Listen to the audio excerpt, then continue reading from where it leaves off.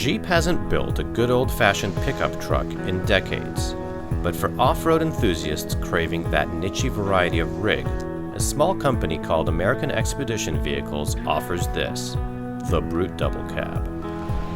Costing anywhere between $80,000 and $120,000, the Brute ain't cheap, but it doesn't get much more practical or American than this stretched-out, reimagined truck. How did company founder Dave Harriton go from sleeping in a barn and launching his business on a shoestring budget to scoring a Chrysler Design Excellence Award and becoming one of the foremost names in the aftermarket off-road world? A couple buddies and me caught up with Dave and spent a day off-roading to find out. Finished Jeeps are delivered straight from their final assembly plant in Toledo, Ohio, to AEV's headquarters in Michigan, where they're completely reworked by a small group of skilled craftsmen. Nearly all of the Brute Double Cab's components are made within 200 miles of Detroit, a remarkable feat in this age of epidemic outsourcing. This newest version follows the single-cab Brute model based on Jeep's old TJ chassis and extends the four-door JK Wrangler by some 30 inches. But this is no aftermarket hack job. AEV is so focused on engineering that they collaborate with Jeep on parts that end up on Chrysler assembly lines. Dave Harriton explains how the Brute epitomizes the type of truck that's become known as an overland vehicle. What's the concept behind an overland vehicle exactly? Sure. Well, quite simply, all an overland vehicle means is it's a vehicle that you're dependent on. So it's vehicle-dependent travel. So, you're too far out to walk out safely. You're not going to call somebody for help. The weather conditions are too extreme. And so that's what this whole concept of overlanding is that's becoming quite popular. The difference between rock crawling, you kind of rock crawling and you have Baja racing. Well, this is a whole new thing. And so, the vehicle has to be incredibly durable and dependable. It has to be incredibly capable, because quite often you may just be doing dirt roads, but you may come up against something where you went somewhere and now you're coming back and the road's washed out. And so not only do you have to know the capabilities of your vehicle, but you have to know that the vehicle is capable of doing something before you get into too much trouble. Powered by a 3.6-liter Pentastar V6 producing a modest 285 horsepower and 260 pound-feet of torque, the Brute can also be ordered with a fire-breathing Hemi V8, which adds $20,000 to the sticker price, or even a supercharged version for off-road speed freaks. But even with its base engine, the Brute delivers something you won't find outside of a Land Rover Defender 130 pickup truck, which you can't buy stateside anyway. A combination of on-road comfort, off-road capability, and cargo hauling, making this the four-wheeled equivalent of a mountain goat on steroids. Tell me nose to tail about unique details to this vehicle that are kind of unusual.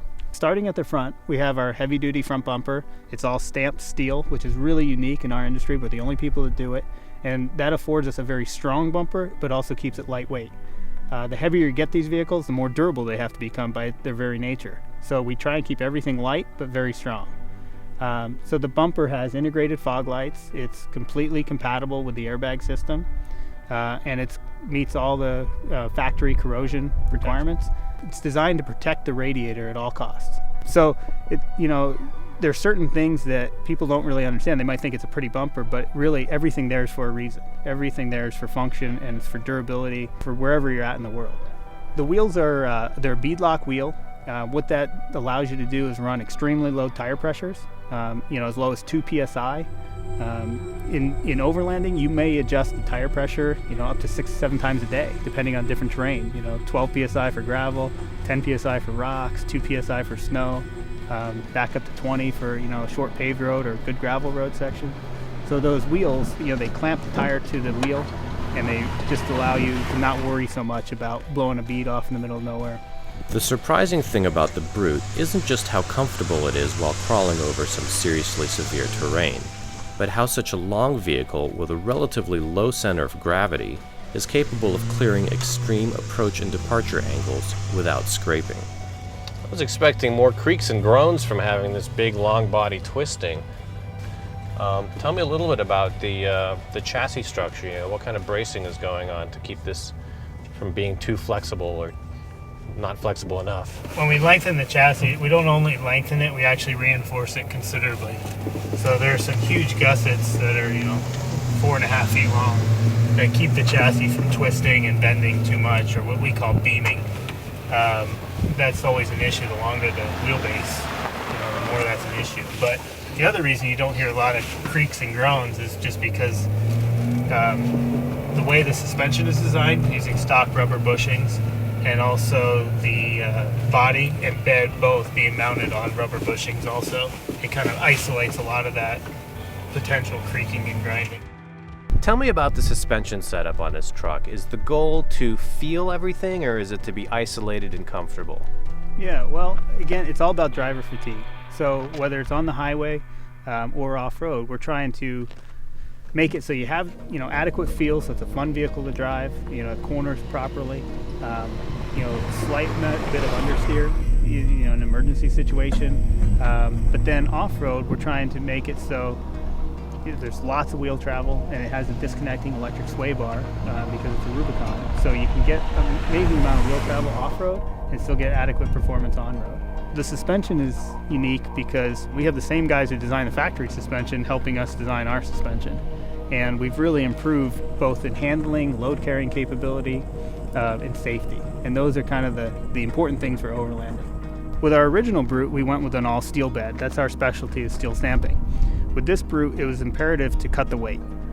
So what we did is we came up with a really unique injection molding process with a honeycomb composite material to make the bed. And so the bed is stronger than our previous steel bed, almost impossible to corrode, more dent resistant and stronger. And it's also 140 pounds lighter. And so that 140 pounds translates directly into more cargo capability. And the other interesting thing about this bed, unlike most pickups where the bed is actually mounted directly to the frame, this one has rubber isolators, just like the truck body. Mm-hmm. So on these, if you're doing miles and miles and miles of washboard road, it's just a lot easier on things. A lot of people buy snorkels for the way they look, clearly. Yeah. But what's the real function of a snorkel? The simple answer is it's for deep water crossings. And that's kind of a misconception because where the snorkel is most utilized is for people out in the desert. It's for dust, keeping dust out of the motor.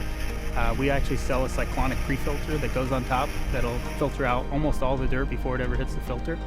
So you can actually go for years instead of days. If you're traveling if you're, have a little convoy in the desert and you're not the first guy, your filter could be plugged in as little as 45 minutes.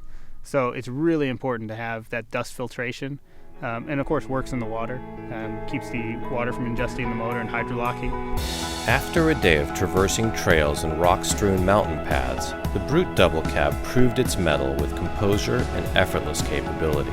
Even with a humble V6, this bad boy made it clear that the guys at AEV can build a mean off-road rig. And while I may have missed the high-speed, Baja-style approach of a truck like the Ford Raptor, the Brute's Overland abilities made it a refreshingly different way to take in the great outdoors on four wheels. In fact, this was the kind of experience that made me want to grab a couple buddies, load up that bed with provisions, and head off into the great unknown. After all, at the end of the day, there's something to be said for going as slow as possible, but as fast as necessary, making this kind of truck more about the journey than the destination. For Car and Driver, I'm Basem Wasef.